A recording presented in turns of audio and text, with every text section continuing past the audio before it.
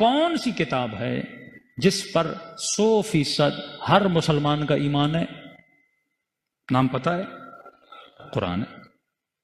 میں نے کہا اس قرآن کی کون سی سورت ہے جس کو پڑھنا دن میں کئی مرتبہ واجب ہے؟ کون سی سورت ہے؟ سورہ الحمد۔ معصومین فرماتے ہیں تمہاری زندگی کا پورا روڈ میپ ہے، اس میں پورا نقشہ دیا ہوا ہے پروردگار عالم نے سورہ حمد میں۔ اتنا پیارا نقشہ، یہاں سے اہل بیت بھی نکلتے ہیں، یہاں سے مدد بھی نکلتی، سب کچھ ہے سورہ حمد میں۔ نہ حدیث کی کتاب کھولنے کی ضرورت ہے، نہ روایت میں جانے کی ضرورت ہے، اسی سورہ حمد میں سب کچھ ثابت ہو جائے گا۔ سورہ حمد میں اتنی وضاحت ہے پروردگار عالم کی طرف سے کہ پورا قرآن تجھے تب سمجھ میں آئے گا جب تجھے سورہ حمد سمجھ میں آئے گی، تب تک پورا قرآن بھی تو سمجھ میں نہیں آئے گا۔ اب ہر مسلمان پریشان ہے، میں ہدایت کس سے لوں؟ ہادی کون ہے؟ میرے وجود کو کون جانتا ہے؟ میں اپنی روح کی اگر راستہ پوچھوں زندگی بسر کیسے کرنی ہے، وہ کون سا ڈاکٹر ہے جس کے پاس جاؤں اور مجھے میری زندگی کا علاج ملے؟ شروع کرتا ہوں۔ سب سے بڑا اعتراض جو جوانوں پہ ہوتا ہے، شیعوں پہ ہوتا ہے، تو آج کل آپ کے مہربان محمد علی مرزا انجینئر صاحب بھی بڑا کر رہے ہیں کہ یا علی مدد کہنا بدعت ہے، اور قرآن سے بتاتے ہیں بدعت ہے۔ کئی جوانوں نے کہا مولانا اس کا کوئی جواب نہیں دے رہا۔ میں نے کہا سمپل سا جواب ہے، تم قرآن سے باہر نہ نکلو، قرآن میں اللہ نے جواب دیا ہوا ہے۔ بسم اللہ الرحمن الرحیم۔ ترجمہ شروع کرتا ہوں اس میں خدا کی مدد سے۔ ترجمہ یہ نہیں ہے باللہ الرحمن الرحیم، یہ بھی ہو سکتا تھا شروع کرتا ہوں اللہ سے، نہیں، اس میں خدا سے۔ اللہ کے بیچ میں اور مدد کے بیچ میں ایک اسم ہے،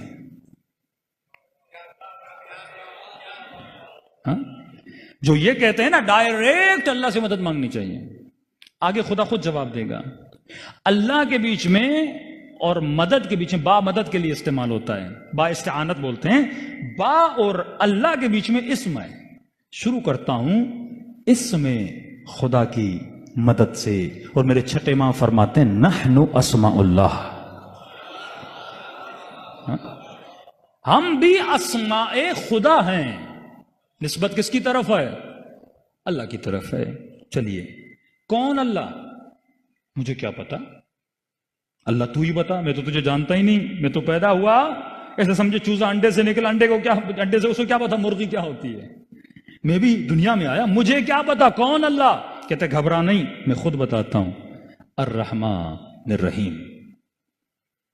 میری دو صفات ہیں، ایک صفت ہے کہ میں رحمان ہوں، ایک صفت ہے کہ میں رحیم ہوں۔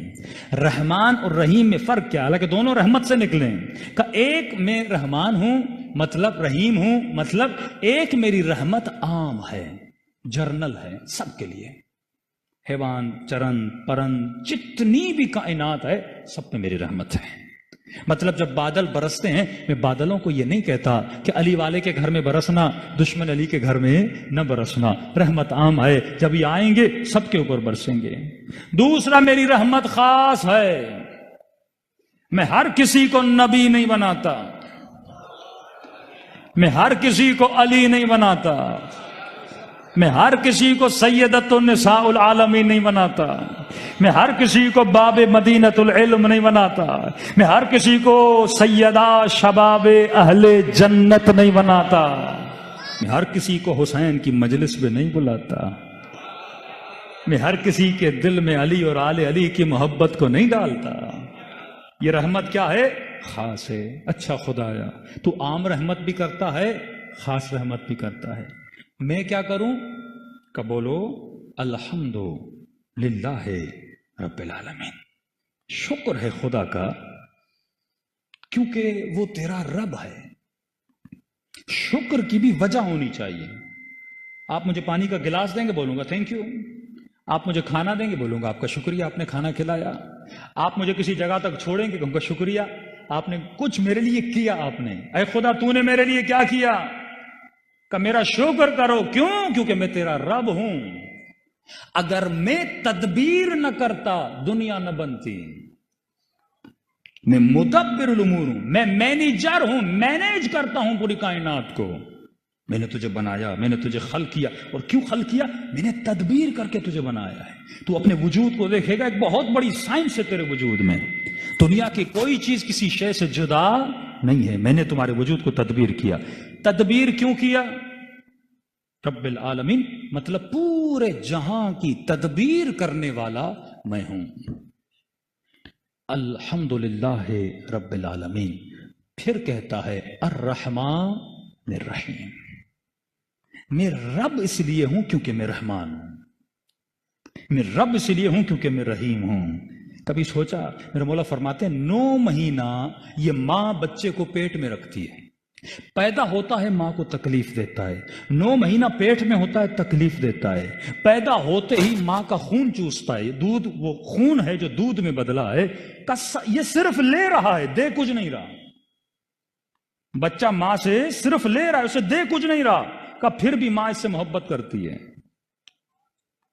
اس کی گندگی صاف کرتی ہے، اس کے ڈائپرز کو چینج کرتی ہے، ماں کو گھن نہیں آتی، اسے تکلیف نہیں آتی، وہ خوشی خوشی کرتی ہے۔ کہ مولا کیوں؟ کہ اگر وہ ماں کے دل میں رحمانیت کی صفت کو نہ ڈالتا، اس صفت کی وجہ سے یہ ماں سب کچھ کر رہی ہے۔ فرمایا میں رب ہوں، اس لیے رب ہوں کیونکہ میں رحمان ہوں، اگر میرے دل میں بندوں کے لیے رحم نہ ہوتا میں تجھے پیدا کیوں کرتا؟ اکثر لوگ سوال کرتے ہیں نا، اللہ نے مجھے پیدا کیوں کیا؟ تو علماء سوال کرتے ہیں نہ ہونا اچھا ہے یا ہونا اچھا ہے؟ کسی چیز کا نہ ہونا اچھا ہے یا ہونا اچھا ہے؟ سب کہتے ہیں ہونا اچھا ہے۔ کہ اس نے تجھے عدم سے وجود دیا، وجود کیوں دیا؟ کیونکہ وہ رحمان تھا۔ الرحمن الرحیم مالک یوم الدین، اے میرے بندے یاد رکھنا، قیامت اور یوم الدین کا مالک کون ہے؟ میں اللہ ہوں۔ ٹھیک ہے خدا، میں سمجھ گیا تو نے مجھے پیدا کیا کیونکہ تو رحمان ہے، تو رحیم ہے، میں تیرا شکر کرتا ہوں کیونکہ تو میرا رب ہے، دنیا آخرت یوم دین کا مالک تو ہے۔ اب بتا تو صحیح، اس یوم دین کے لیے میں کیا کروں؟ میری ڈیوٹی کیا ہے دنیا میں آنے کے بعد؟ میں دنیا میں لایا کیوں گیا؟ اللہ ہدف دنیا بتاتا ہے، کہتا اب بول ایاک نعبد وَإِيَّاكَ نَسْتَعِينُ۔ یہاں پہ وہابی شیعوں سے بڑا کھیلتے ہیں، بیچارے جوان پریشان ہو جاتے ہیں۔ سمپل شبہ ہے جس کا جواب میں ابھی دے دیتا ہوں۔ ایاک نعبد، یہ شبہ محمد علی مرزا نے بھی کیا، ایک کلپ بن جائے تو اس کو بھیج دیجئے گا۔ ایاک نعبد وَإِيَّاكَ نَسْتَعِينُ، ترجمہ تیری ہی عبادت کرتا ہوں، تجھ ہی سے مدد مانگتا ہوں۔ مفتی کہتے ہیں یہ بھی تو ہو سکتا تھا نا، نعبد ایاک نستعین ایاک، لیکن کہا نہیں، پہلے کہا ایاک نعبد، حصر کیا، مطلب تیری ہی عبادت کرتا ہوں، مطلب کسی اور کی نہیں کرتا، تجھ ہی سے مدد مانگتا ہوں۔ تو کہتے ہیں مطلب میں کسی اور سے مدد نہیں مانگتا، پھر تو یا علی مدد کیوں کہتا ہے؟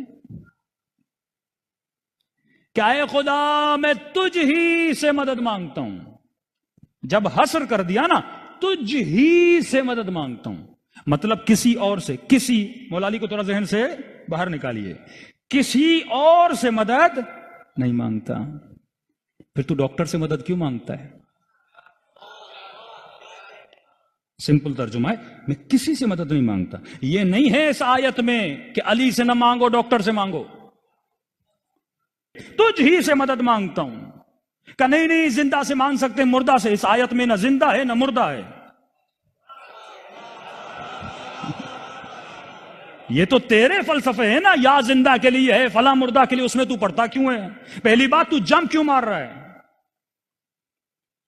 عقل مند شیعہ وہ ہوتا ہے جب یہ تفسیر بٹھا کے پڑھو نا، پہلا کام یہ کرنا اسے جمپ نہیں مارنے دینا، وہ فوراً جمپ مارے گا حدیث میں، فوراً سورہ ہم سے نکل کے کسی اور سورت میں جا کر نہیں، اللہ نے اسی سورت کو پڑھنے کے لیے بولا ہے، جواب بھی اسی میں ہونا چاہیے۔ میں بھی سورہ ہم سے باہر نہیں نکلوں گا، تجھے بھی سورہ ہم سے باہر نکلنے نہیں دوں گا۔ اگر کوئی اور آیت اسی طرح واجب ہوتی جس طرح سورہ ہم کو پڑھنا واجب ہے، آپ باہر نکل سکتے تھے، لیکن جب یہ روڈ میپ ہے تو کلیئرٹی بھی اسی کے اندر ہونی چاہیے، باہر نکلنے ہم نہیں دیں گے۔ اب یہ بتا، تو ماں سے مدد کیوں مانگتا ہے؟ پیدا ہوتے ہی تیری ماں تیری مدد نہ کرے تو اپنی نجاست کو صاف نہیں کر سکتا؟ تو ڈاکٹر سے مدد کیوں مانگتا ہے؟ تو انجینئر سے مدد کیوں مانگتا ہے؟ تو ریڑھی والے سے مدد کیوں مانگتا ہے؟ اے مولوی، تو مشہور ہونے کے لیے یوٹیوب سے مدد کیوں مانگتا ہے؟ تو کوئی پوچھے محمد علی مرزا سے، جب ایاک نستعین میں کسی سے مدد نہیں مانگتا، پھر یہ بٹن کیا ہے آپ دکھاتے ہو، یہ سلور ملا، یہ گولڈن ملا؟ آپ کو مشہور کرنے میں اللہ نے مدد کی تھی، انگریزوں کو یوٹیوب نے مدد کی، آپ کی مسیحیوں کے یوٹیوب نے آپ کی مدد کی، سوشل میڈیا نے آپ کی مدد کی۔ تو آپ ان آلات و اسباب کی مدد نہ لو نا پیغام خدا کو پہنچانے کے لیے۔ میں نہیں کہہ رہا میں مخالف ہوں، آیت پہ ٹکا ہوا ہوں۔ پھر ڈاکٹر کے پاس نہ جاؤ، بیمار ہو جاؤ، ایاک نستعین۔ کھانا چاہیے، ایاک نستعین۔ پانی چاہیے، ایاک نستعین۔ کسی کے پاس نہ جاؤ، ترجمہ اگر یہ کرو گے، کیونکہ تجھ ہی سے مدد مانگتا ہوں، تو ہر عقل مند بندے کے ذہن میں سوال ہوگا، اے خدا کس چیز میں؟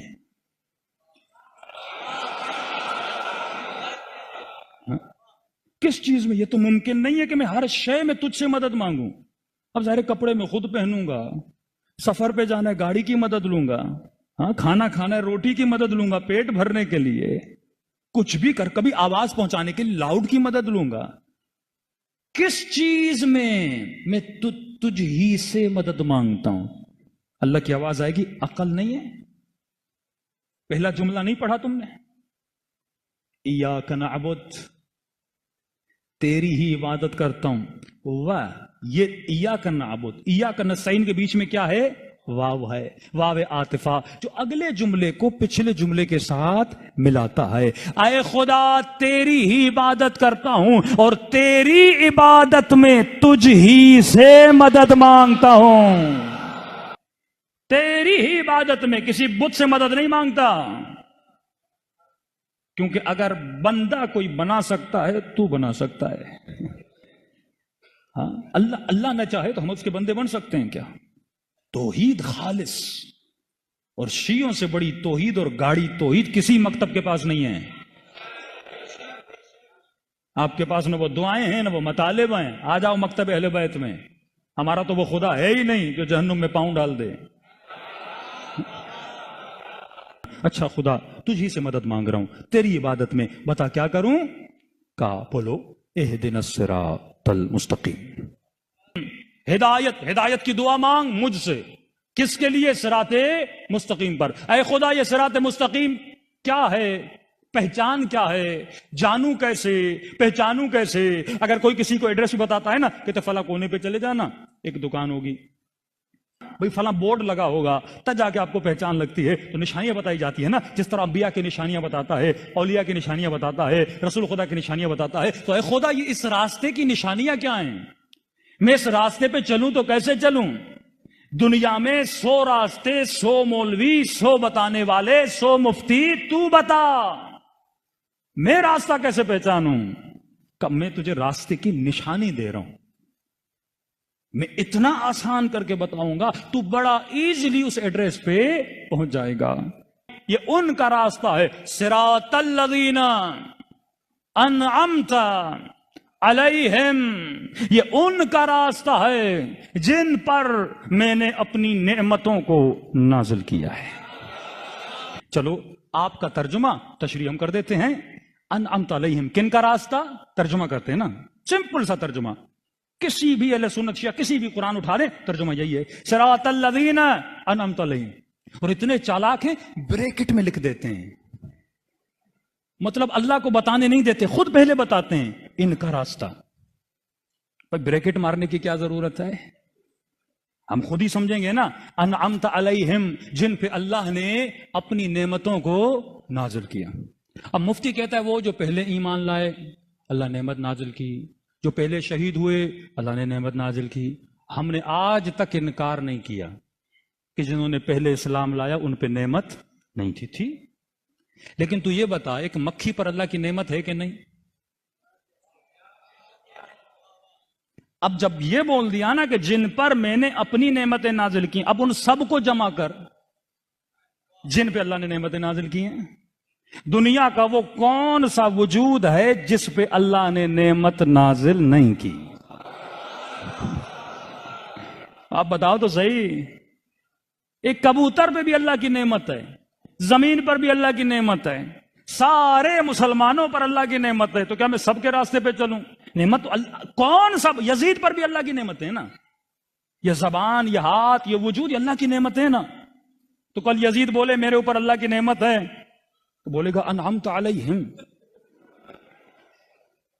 اگر یہ ترجمہ، جب آپ ایک لفظ عام بولتے ہو نا، مثلا ایک چیز کا عام ترجمہ کا، تو عام میں سب آتے ہیں، پھر اللہ پر واجب ہے اس کو تخصیص دے، خاص کرے۔ مثلا میں بولتا ہوں یہ پیسے ہیں مومنین کے لیے، تو آپ پوچھو گے مولانا کون سے مومنین؟ کراچی والے، حیدرآباد والے، ایران والے، کس کے لیے آپ ڈونیشن دے رہے ہو؟ اب بولوں گا ایران والے، ایران میں بھی کون سے؟ قم والے، مشہد والے۔ تو ایڈریس جب دو گے تو اس بندے تک پہنچو گے۔ تو کا صراط الذین، خدا کی قسم قرآن نے وہ کڑی لگائی ہے، نہ کوئی مفتی نکل سکتا ہے، نہ کوئی مولوی بھاگ سکتا ہے۔ کہا صراط الذین انعمت علیہم، ان کا راستہ جن پر میں نے اپنی نعمتوں کو نازل کیا۔ تو میں سوال کروں گا پروردگارا، تو نے نعمت تو عارف کاظمی پہ بھی کی، تو نے نعمت آیار سیما برگاہ میں آنے والوں پر بھی کی، تو نے نعمت انسانوں پر کی، تو نے نعمت حیوانوں پر کی، تو نے نعمت پرندوں پہ کی، تو نے نعمت چونٹیوں پہ کی۔ دنیا کا کوئی ایسا وجود نہیں ہے جس پہ تیری نعمت نہ ہو۔ اب بتا تو صحیح، ان سارے نعمت والوں میں سے میں کن کے راستے پر چلوں؟ ذرا ایڈریس کو کلیئر تو کر دے۔ تو اللہ کی آواز آئی، گھبرانے کی ضرورت نہیں ہے، میں دو صفت بتا کے جا رہا ہوں، جن کے اندر یہ دو صفات ہیں وہ نعمت والے ہیں۔ خدایا صفت تو بتا۔ آواز آئی انعمت علیہم غیر المغضوب علیہم، پہلی صفت یہ ہے میں ان پہ کبھی غضبناک نہیں ہوا۔